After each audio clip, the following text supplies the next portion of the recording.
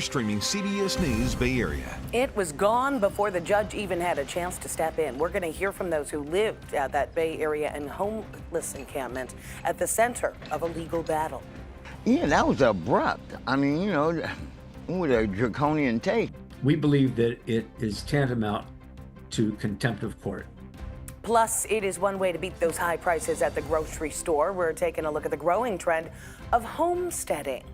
You want to create a sense of self-sufficiency, just in case. And this Pride Month, we're shining a spotlight on drag kings, using their art to celebrate community, how their transformation is about expression and rebellion.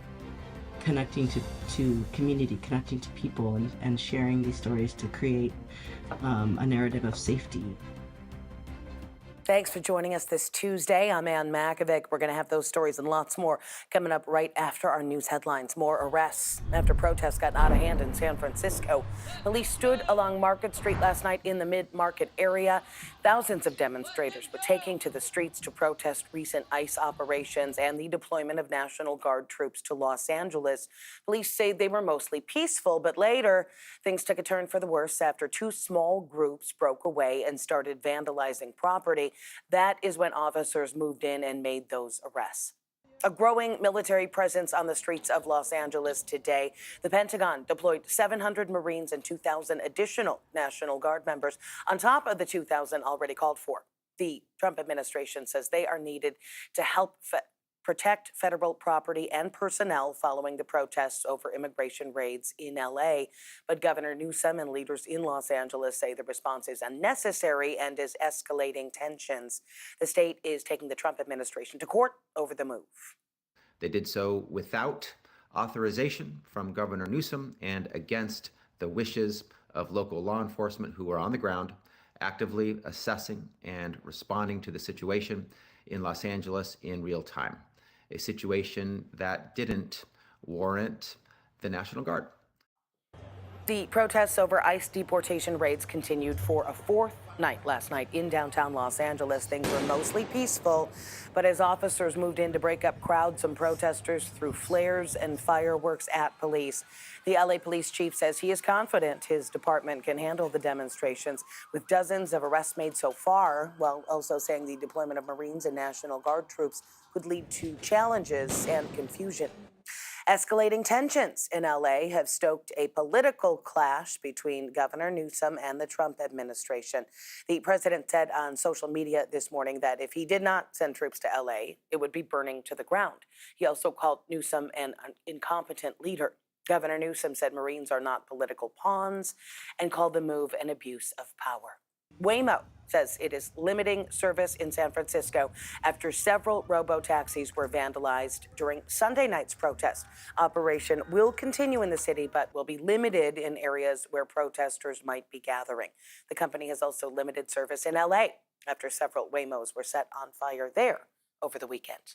In other news, a proposed crackdown on RVs in San Francisco. Mayor Daniel Lurie laid out a plan to ban oversized vehicles from parking on city streets for more than 2 hours. That plan would offer housing to RV dwellers, either temporary or permanent, and offer cash incentives for them to give up their RVs. If this is approved by the Board of Supervisors, it could go into effect this fall. The Department of Justice is suing an Oakland coffee shop. The lawsuit alleges that employees harassed and refused to serve people who are Jewish. The Jerusalem Coffee House is located on Telegraph Avenue. Attorney General Pam Bondi said there were at least 2 instances of hostile confrontations there. Her office says one of them involved 2 people who were wearing hats that had the Star of David.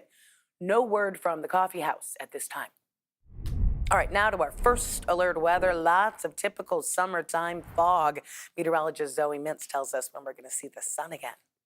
Happy Tuesday, another beautiful day across the bay. If you have any outdoor plans, unless you have them along the coast, you should be good to go. Inland areas are going to be warming up to within a degree or two of normal for this time of year, maybe a degree or two below average, but still pretty comfortable in the upper 70s to low 80s from our inland East Bay communities all the way down to the Santa Clara Valley, upper 70s around the Bay. And then the closer to the coast you get, the cooler it gets again, because we are going to be dealing with a lot more of that fog, a lot more of that onshore flow, and that's keeping those temperatures in the upper 50s to below 60s. So keep that in mind. This afternoon, it's definitely cooler along our coastal communities, definitely a couple of degrees cooler than normal for our coastal communities all the way to San Francisco and Oakland. The farther inland you get, the more comfortable it gets, kind of. For this time of year, San Jose, you'll be a degree above average. But either way, onshore flow is going to be the name of the game. Coastal community is going to be dealing with a lot thicker fog, a thicker cloud coverage. That's keeping their temperatures in the upper 50s along Ocean Beach, while downtown San Francisco, you'll be in the mid-60s. And then head across the bridges, upper 60s to low 70s, returning to the forecast. So it really kind of depends on where you are. Those microclimates continue to be in full force for this time of year. As high pressure continues to depart, it's still pushing away all of the moisture, all of the low pressure systems well off to our north, but what it's doing, it's allowing the onshore flow, the westerly winds, to increase even more. So that's going to allow our marine layer to actually dissipate a little bit later this week. So there is going to be morning fog today, tomorrow, but Thursday, that's when we're expecting a little bit more sunshine to return and our temperatures to warm up a degree or two. So low 80s versus upper 70s for places in our inland communities. Overall, it's within a degree or two of normal for this time of year. So enjoy the next couple of days ahead of us. Today, authorities in Los Angeles are bracing for a fifth day of protests in response to ICE immigration raids. Hundreds of Marines are now on the ground, deployed by the Trump administration, trying to protect federal property. Kara Finstrom shows us the scene in downtown L.A.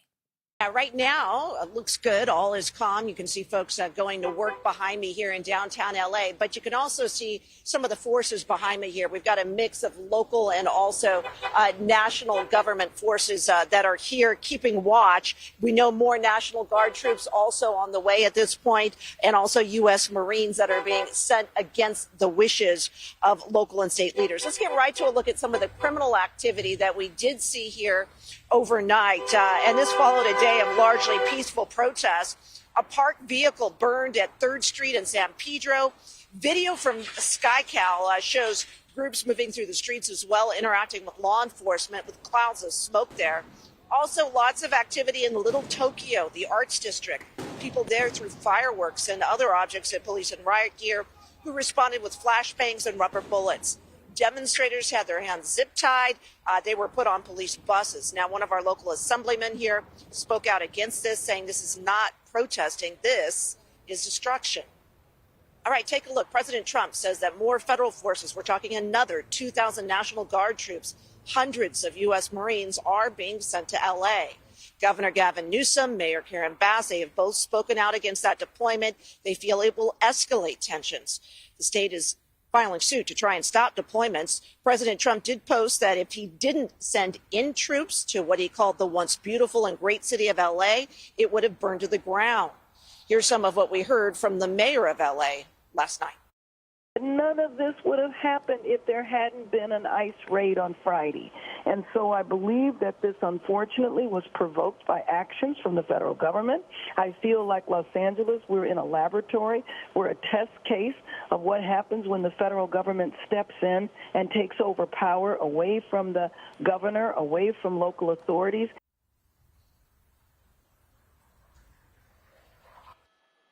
Well, the Pentagon says the deployment of the National Guard and the Marines to Los Angeles will cost $135 million. Well, there have been some arrests in San Francisco after demonstrators took to the streets for the second night to protest ICE in their communities.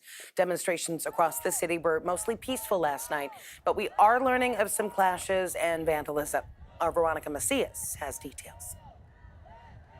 With demonstrations continuing and growing, businesses like this Nike store here in Union Square preparing for possible looting after the vandalism that we've seen. Last night, we saw the very largest protest yet so far, but it was also calmer compared to what we've seen. Many people were arrested. However, we don't have those numbers yet. A photographer on the ground for us also witnessing protesters being taken away in ambulances. This is video of demonstrations over on Market Street, just south of the Civic Center Plaza.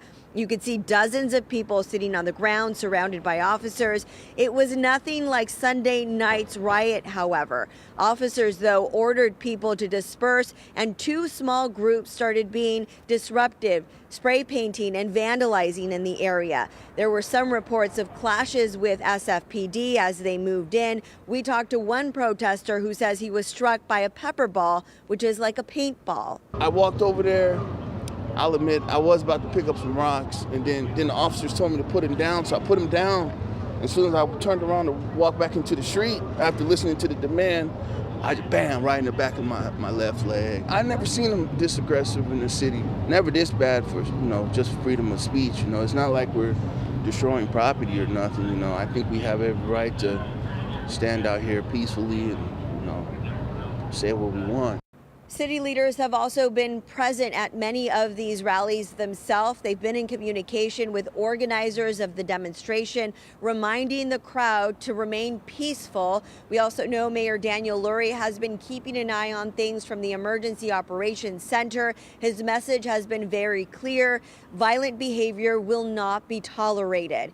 This was the largest demonstration over in the Mission District. A massive crowd of 2,000 took to the streets of the Mission, chanting and carrying signs, voicing their outrage over ICE raids and arrests across the country and in the state of California. They were also protesting the recent deployment of the National Guard in Los Angeles, ordered by the president. People in our federal government who are making decisions to put troops on the streets and to round up members of our community need to see that we're not with them. Here in San Francisco, like in Los Angeles, we've seen a Waymo car vandalized. Waymo is scaling back service. Several robo-taxis vandalized during Sunday night during these demonstrations in San Francisco and Los Angeles. The company says operations will continue in the city, but will be limited in some areas where protesters gather. So again, protest demonstrations growing in numbers, but also remaining more peaceful compared to what we saw over the weekend. San Francisco police also saying a lot of the arrests that were carried out were people that were coming in from outside of the city. Now, we have reached out to the SFPD on how many arrests were made. We're going to continue to follow the protests and the fallout. Stay with us for the latest developments on air, online, and streaming on the free CBS News app. Still ahead here on CBS News Bay Area, we are going to hear from people that lived in a long-standing homeless encampment that was cleared just as a judge was ordering the city to leave it alone. Now, the case is raising new questions about the rule of law. Plus, from almonds to pears to honey. Now, backyards like this in the East Bay are replacing trips to the grocery store. Just in case. It's kind of like a backup plan.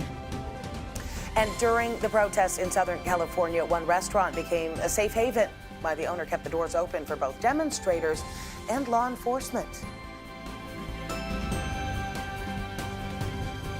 In the Bay Area, a new WNBA franchise is taking flight. Catch this first-in-a-lifetime inaugural season as the Golden State Valkyries play live on KPIX and Pix Plus.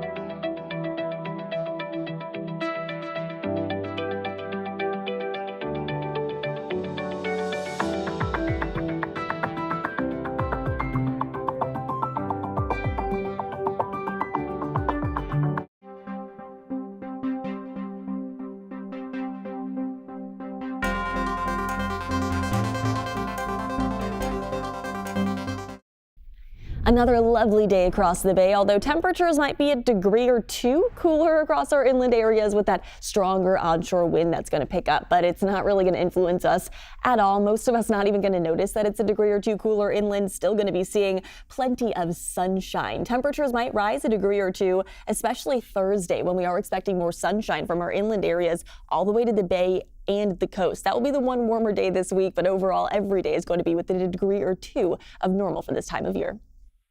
Today, a federal judge is hearing more about a heated debate over a homeless encampment in Berkeley. People staying there are trickling back in just days after the encampment was cleared out. We're talking about the area surrounding 8th and Harrison Streets, a few blocks away from UC Berkeley's University Village housing. We were there last week when city crews began tearing it down. That prompted a judge to step in and order the city to stop. The damage was done. But as our John Ramos shows us, some tents are already popping back up. There were probably a lot of people who were relieved to see the tent encampment taken down on Wednesday. But one person who wasn't happy was a judge who ruled that not only were tents removed in the operation, so was people's right to due process.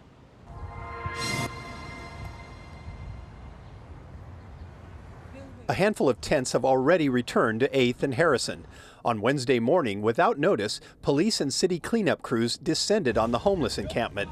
Officers ordered residents to be out in 20 minutes, using smoke and threatening non-lethal projectiles to hurry people along. Anthony Martinez was shocked by the action.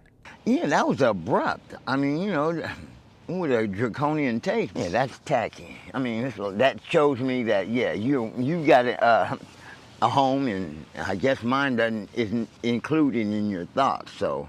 The camp was simply torn apart and disposed of, but many of the residents are members of an organization called the Berkeley Homeless Union, who had requested and was granted a federal order to stop any sweeps. The order expired on May 23rd, but federal judge Edward Chen granted a hearing for June 10th. The city decided it didn't have to wait for that and moved in to remove the camp anyway. Anthony Prince is the attorney for the Homeless Union. In the face of all that, the city simply decided to circumvent the judicial process, the civil justice system, and carry out what we are characterizing as a raid. That was not an abatement. That was not even a sweep. That was a raid. Judge Chen issued a one-sentence ruling halting the sweep, even though it had already taken place. And in his explanation, the judge said the city had an obligation to provide proper notice of the sweep, especially after he granted them the June hearing. Quote, thus residents had a reasonable expectation that any abatement action in the interim would be preceded by some reasonable notice, both to allow them to prepare to move and to be able to seek immediate court relief if necessary. Under these circumstances, taking action without prior notice offends due process, end quote. So this is a very serious situation. It is a complete disregard of the authority of the court. And because the hearing was scheduled on shortened time, we believe that it is tantamount to contempt of court. And he believes it's no accident. And he's concerned about the strategy being played out across the country of ignoring judges' rulings as a way of testing them. Are we seeing a new way of dealing with the law? I think we're in a very dangerous place. It's not unexpected from the Trump administration, which indicated openly that they were going to take these steps. But it is surprising that in the city of Berkeley, for them to have engaged in this raid, and this assault that took place Wednesday is shocking. They took a page out of the Trump playbook. For now, the tents can stay, at least until Tuesday morning's hearing. What happens after that will not only determine the fate of a homeless encampment, but could raise questions about the validity of the rule of law itself. Well, Berkeley argued that the campers were warned back in January that they could not live there, but the judge said that that was not valid notice since it came before he granted the stay on any sweeps. Nobody from the city responded to our request for comment. With uncertainty about tariffs and the cost of groceries, more people are trying to cut out the middleman and growing their own food. Our Kara St. Cyr introduces us to a homesteader in Oakland. So if you look around, there's pomegranate trees that are in bloom right now. There's almond trees. The corner of 28th and Martin Luther King Jr. Way isn't where you'd expect to find a bee yard or an orchard. So we have beehives here. But Novella Carpenter transformed this small patch into her personal homestead, a trend quietly gripping her Bay Area community. People are getting excited about urban homesteading again, is because they feel like maybe there will be nobody to help. It will only be you helping yourself and your neighbors. A 2022 study by the Homesteaders of America showed that about 40% of homesteaders had picked up the hobby in the last 3 years. Just in case.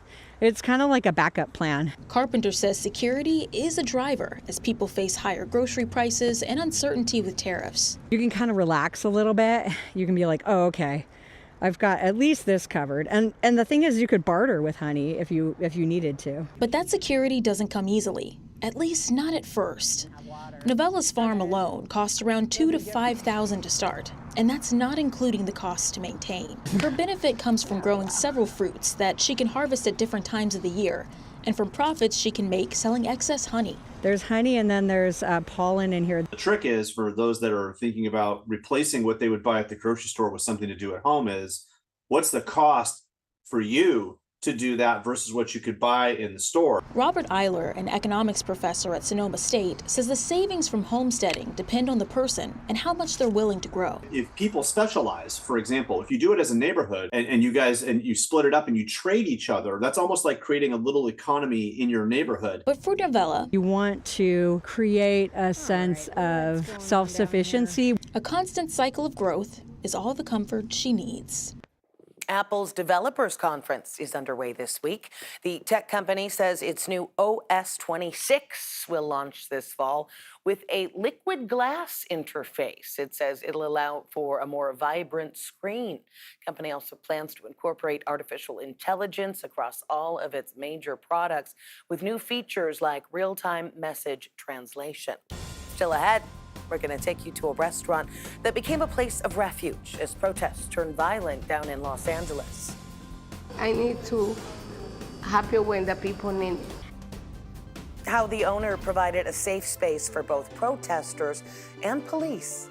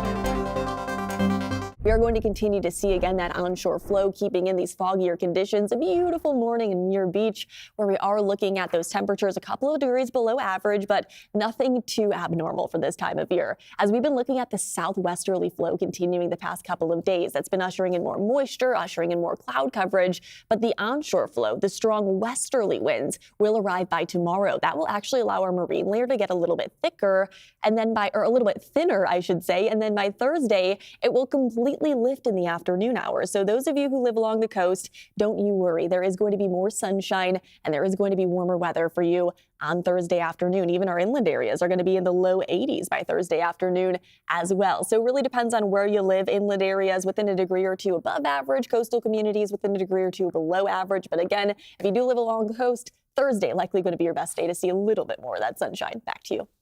Well, some small businesses are getting caught in the middle of the protests down in Los Angeles. But over the weekend, one restaurant in Compton became a safe haven for both demonstrators and law enforcement. The owner told our reporter Rena Nakano why she chose to keep her doors open. Pupusas on the grill, fried eggs on the plate. It's business as usual at La Ceiba Restaurante in Compton. But on Saturday afternoon, owner Elizabeth Mendoza says she was afraid for her life. I feel like a war. Her restaurant was feet away from the violent clash between protesters and law enforcement, agitators doing donuts and burning cars. As an immigrant from El Salvador, Mendoza says she sympathizes with the protesters. She says the raids are affecting many of her longtime customers. My kids, my husband, we're okay, but I know a lot of people came, they don't have paper, they don't have anything, but they want to work. So when protesters needed water, napkins, or food, she handed it to them. As the situation escalated, she realized her business was the only one open. Mendoza tells me throughout the day she got phone calls from her friends and family telling her to close up the shop and leave. But she tells me something told her to stay. No, I can't. I need to help you when the people need it. At around 5:30, an LA sheriff's deputy came in, fully armed. He was crouched over, suffering from what seemed to be a chemical irritant. Seconds later, a few more walked in. Then a female deputy took off her gas mask. She was in tears. One of these get milk, put milk and ice in her face. Mendoza and her employees escorted a few of the deputies into the walk-in freezer to cool them down. They sat others down, gave them food and water, and began fanning them. Everybody work for help the police. When asked why they did it, Mendoza says it's not about siding with one or the other. To her, both the protesters and deputies are her beloved customers. They're part of her community. People like me, they work to the community. Well, coming up in our next half hour here on CBS News Bay Area, the military deployed to Los Angeles without approval from Governor Newsom. Did the Pentagon make the right move? We're going to hear from both sides. Plus, it is pitting affordable housing against parking spaces. The battle in Silicon Valley over plans to build apartments on public parking lots. You know, it's not opposing housing. We all recognize that we need it and we need affordable housing, but the last place, the worst place would be the downtown parking lot.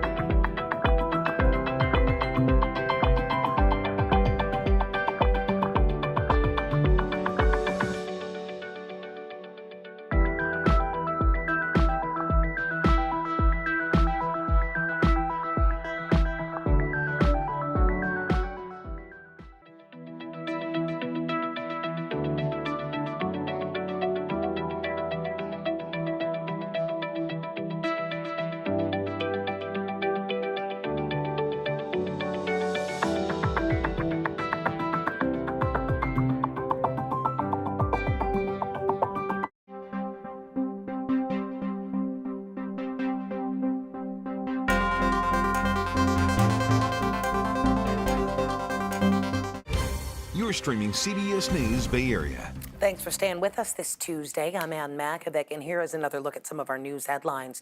A growing military presence on the streets of Los Angeles today. The Pentagon deployed 700 Marines and 2,000 additional National Guard members on top of the 2,000 already called up. The Trump administration says they are needed to help federal property and personnel following the protests over immigration raids in LA. But Governor Newsom and leaders in Los Angeles say the response is unnecessary and is escalating tensions. The state taking the Trump administration to court over the move. More arrests in San Francisco after protests in the city got out of hand. Overnight, police stood along Market Street in the Mid-Market area as thousands of demonstrators took to the streets to protest recent ICE operations and the deployment of National Guard troops to Los Angeles. Police say they were mostly peaceful, but later things took a turn for the worse after two small groups broke away and started vandalizing property. That is when officers moved in and made those arrests. A proposed crackdown on RVs in San Francisco. Mayor Daniel Lurie laid out a plan to ban oversized vehicles from parking on city streets for more than 2 hours. That plan would offer housing to RV dwellers, either temporary or permanent, and offer cash incentives for them to give up their RVs. If that plan is approved by the Board of Supervisors, it could go into effect this fall. Bit of a foggy start to our Tuesday, but the sun is starting to peek out around the bay. Let's get another check on our first alert forecast with meteorologist Zoe Mintz. Happy Tuesday, another beautiful day across the bay. If you have any outdoor plans, unless you have them along the coast, you should be good to go. Inland areas are going to be warming up to within a degree or two of normal for this time of year, maybe a degree or two below average, but still pretty comfortable in the upper 70s to low 80s from our inland East Bay communities all the way down to the Santa Clara Valley, upper 70s around the bay. And then the closer to the coast you get, the cooler it gets again, because we are going to be dealing with a lot more of that fog, a lot more of that onshore flow, and that's keeping those temperatures in the upper 50s to low 60s. So keep that in mind. This afternoon, it's definitely cooler along our coastal communities, definitely a couple of degrees cooler than normal for our coastal communities all the way to San Francisco and Oakland. The farther inland you get, the more comfortable it gets, kind of. For this time of year, San Jose, you'll be a degree above average. But either way, onshore flow is going to be the name of the game. Coastal community is going to be dealing with a lot thicker fog, a thicker cloud coverage. That's keeping their temperatures in the upper 50s along Ocean Beach, while downtown San Francisco, you'll be in the mid-60s. And then head across the bridges, upper 60s to low 70s, returning to the forecast. So it really kind of depends on where you are. Those microclimates continue to be in full force for this time of year. As high pressure continues to depart, it's still pushing away all of the moisture, all of the low pressure systems well off to our north, but what it's doing, it's allowing the onshore flow, the westerly winds, to increase even more. So that's going to allow our marine layer to actually dissipate a little bit later this week. So there is going to be morning fog today, tomorrow, but Thursday, that's when we're expecting a little bit more sunshine to return and our temperatures to warm up a degree or two. So low 80s versus upper 70s for places in our inland communities. Overall, it's within a degree or two of normal for this time of year. So enjoy the next couple of days ahead of us. Authorities in Los Angeles bracing for a fifth day of demonstrations over deportation sweeps by ICE agents. Hundreds of Marines have now been deployed to the city, along with 2,000 more National Guard troops, all at President Trump's direction. Protests against immigration enforcement now popping up in other cities nationwide, including here in the Bay Area. Tanya Backus reports from Los Angeles. Tensions boiled over in downtown Los Angeles overnight following a day of mostly peaceful protests over ICE deportation raids. I don't even know where we can go and be safe, where we can express ourselves without feeling intimidation of the police. As officers moved in to break up crowds, some protesters threw flares and fireworks at police, resulting in dozens of arrests. There is no tolerance for criminal activity under the guise of protesting. Bypassing California's governor, President Trump sent 2,000 additional National Guard troops to Los Angeles Monday to protect federal buildings, along with 700 U.S. Marines. The introduction of federal military personnel without direct coordination creates logistical challenges and risks confusion during critical incidents. I think the president is absolutely 100% right to step in. Los Angeles Mayor Karen Bass reacted to the deployment in an interview with CBS Evening News co-anchor Maurice Dubois. When ICE came in, the raids happened. The federal government takes over the power away from the governor. That's all an experiment. This has not been done before. It was not asked for. It is not warranted. Demonstrations against ICE are now spreading to other cities, including San Francisco. In Austin, police used tear gas to disperse crowds gathered at the state capitol, demanding an end to the Trump administration's deportation campaign. A top California labor leader is out on bond after being arrested on Friday in Los Angeles. Hundreds of protesters have been gathering since then, demanding the release of David Huerta. Huerta is the SEIU California president. According to court documents, he sat in front of a staging operation for ICE operations. He's been charged with interfering with law enforcement operations. Huerta says he is ready for the fight. I don't know what journey, I don't know what they have in store for me. I imagine at this point in time, I am their project, and they're going to put me as their example of what happens.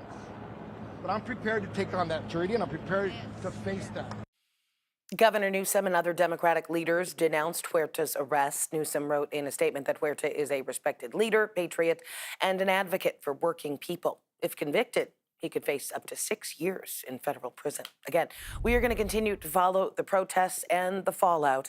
Stay with us on air, online, and streaming on the free CBS News app. Meantime, to a battle pitting housing versus parking, Menlo Park trying to create a new strategy to meet requirements from its state-mandated housing elements.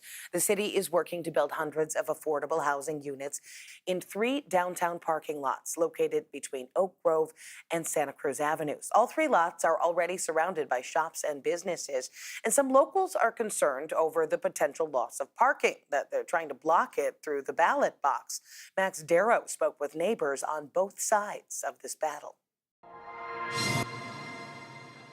When Margarita Mendez looks at this parking lot in downtown Menlo Park, maybe my kids could afford to live here. she sees possibility. This is a large piece of land that would fit a lot of homes. City leaders think so too. They're pushing forward with a plan to turn 3 city-owned downtown parking lots into developments with hundreds of units of affordable housing. Per state mandates, Menlo Park, one of the most affluent communities in the nation, is on the hook for nearly 3,000 units of housing by 2031. Mendez, a teacher and longtime resident, says this is long overdue. People that work here should be able to live here. You know, I would qualify for that affordable housing. I have 33 years experience teaching, right? But I'm lucky. I already own a home. So the concern here is... But Alex Beltramo, another longtime resident and a leader of the group Save Downtown Menlo, says any location would be better than the proposed one. You know, it's not opposing housing. We all recognize that we need it, and we need affordable housing. And it'd be great for it to be near downtown, and there's lots of places that would make sense. But the worst place would be the downtown parking lots. His reasoning comes from conversations with downtown business owners. 115 of them have signed on to a plea to the city council that's posted on the Save Downtown Menlo website. Without that convenient parking, these businesses, most of them they won't survive. They will need to leave. You lose businesses, it can take decades to get them back. You can't take away the buildings. You can't say this was a bad idea. It's irreversible. Residents opposed to the idea have since sued the city and are beginning to collect signatures for a proposed ballot initiative that, if approved, would prohibit the city from converting the parking lots without voter approval. So this is such an important decision that it should not be made by a 3-person majority of whatever city council happens to be in office. This decision needs to be made by the people of Menlo Park. So we want to help the city find other sites to put the housing that we need. Okay. Yeah, I've heard that every single time someone tries to build housing. It's the same lines. Menlo Park housing advocates say the majority of the affordable housing that does exist is primarily concentrated in a historically redlined part of the city across 101. Mendez says more housing is needed throughout the city. We absolutely need more housing in Menlo Park, and we need housing in all different affordability levels and all over town. And she thinks the downtown parking lots make sense from both a fiscal and geographic perspective. There's a lot of land here that the city owns, and the people from these homes could shop in these stores. Despite the possible ballot measure and lawsuit, the city appears to be moving forward with the plan. So in order for the initiative to make it onto the ballot, supporters will have 180 days to get signatures from 10% of registered voters. That is just over 2,100 people. Coming up next here on CBS News Bay Area, artificial intelligence helping science make great strides in research. Why some experts say it could also be contributing to climate change. In the Bay Area, a new WNBA franchise is taking flight. Catch this first-in-a-lifetime inaugural season as the Golden State Valkyries play live on KPIX and Pix Plus.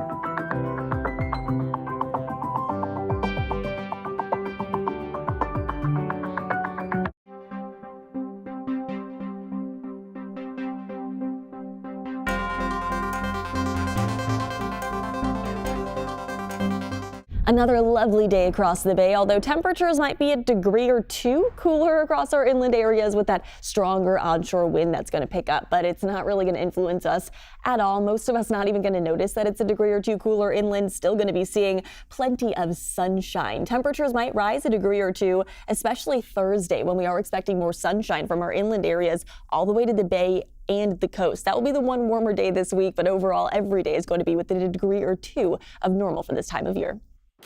The Golden State Valkyries clinched their second straight win. They beat the Los Angeles Sparks last night in their first ever overtime victory. Final score, 89-81. Kayla Thornton sealed the game with a clutch three-pointer late in OT. Do y'all feel like you might be putting the WNBA on notice? This is not just some expansion team. Yeah, you know what? We're just doing what we do best. You know what I'm saying? I'm just thankful for the team that we have. We're not big, but, when we work together, we're big, So I'm just grateful. I'm grateful for the coaching staff and how they give us confidence. And I think that's the big thing. We just have a bunch of people that have confidence and we play together. Love it. Coming up next for the Valkyries, the Seattle Storm. They're playing at Chase Center on Saturday. And don't forget, CBS News Bay Area is your home for the Golden State Valkyries. We are airing more than 30 games throughout the season on KPIX and on our sister station, Pix Plus. In today's Project Earth, artificial intelligence has been touted as a groundbreaking tool in the fight against climate change, but experts warn there is a hidden environmental cost linked to the technology. A new report shows how AI data centers use massive amounts of electricity generated in large part by fossil fuels. Tina Kraus explains how this power demand is expected to exponentially increase. These marine biologists in England say artificial intelligence is giving them a quicker and clearer picture of how environmental changes are impacting plankton, those tiny organisms at the heart of the ocean food chain that help produce oxygen for the planet. AI is offering us a way to unlock this reserve of information. This could be a real game changer for us. But new research warns the expansion of AI could create a higher climate risk. We know that AI can help mitigate climate change, but we also know that its current trajectory is unsustainable. A report from Britain's Royal Academy of Engineering calls for the UK government to receive mandatory reporting from tech companies on their power and water usage, as they operate in massive data centers that use vast amounts of power and need cooling systems to prevent equipment from overheating. Now with the advent of AI infrastructure requirements, the future is looking increasingly difficult. You choose Europe for AI. With world powers racing to become leaders in AI, experts say demands for natural resources are skyrocketing and must be managed wisely. The worst case scenario is that we will find ourselves making difficult choices when it comes to who has access to power, whether it's the data centers or normal people. A climate conundrum even AI itself could struggle to solve. Coming up here on CBS News Bay Area, we are shining a spotlight on the growing community of drag kings. It's like, I'm so full of gender that I have so many different ways to express it. This Pride Month, we'll introduce you to the Renaissance, whose history in drag stretches back more than a century.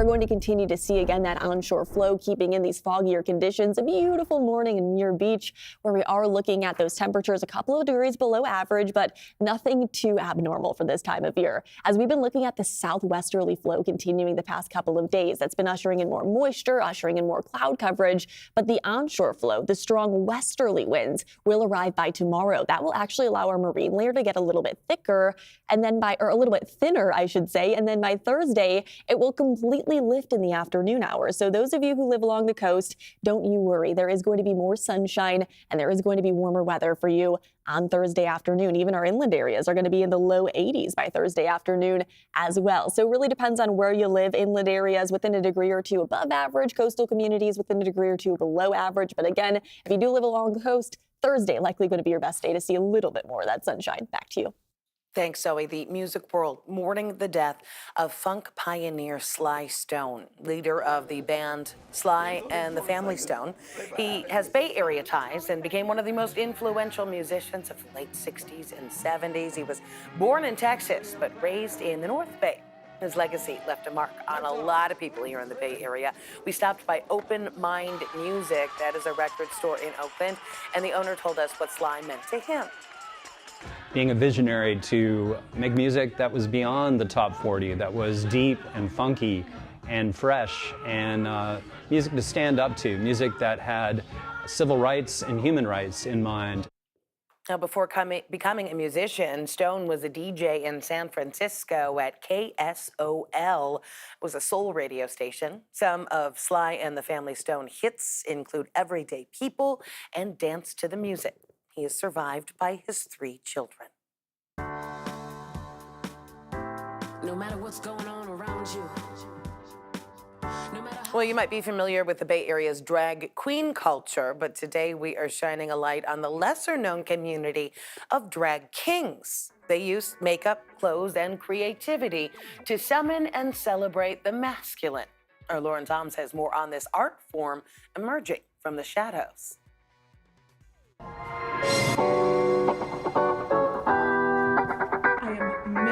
I'm Mud the Two-Spirit. I am Plutha Mercury. In San Francisco's vibrant drag scene, the glitter and glam often shine on drag queens. But in dark bars and bright stages alike, another royal court is claiming space, drag kings. Why I wanted to be a king over a queen is I feel like I'm a queen in life. Drag kings like Major Hammy are performers who play with masculinity on stage. They've been a part of drag history for more than a century.